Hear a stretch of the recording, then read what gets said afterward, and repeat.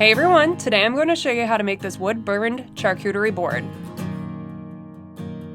For the materials, you'll need a wood charcuterie board, a heat gun, a Scorch marker, a vinyl stencil, sandpaper, and mineral oil. First, sand and clean the board.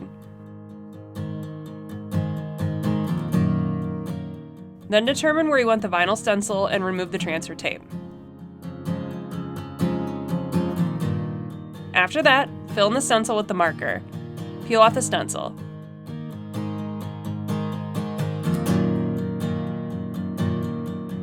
Then take the heat gun and heat up the marker until it burns how you'd like.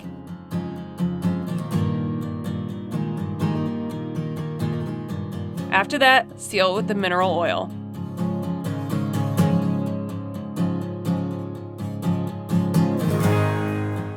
And that's it! These make great personalized gifts and are so easy to do.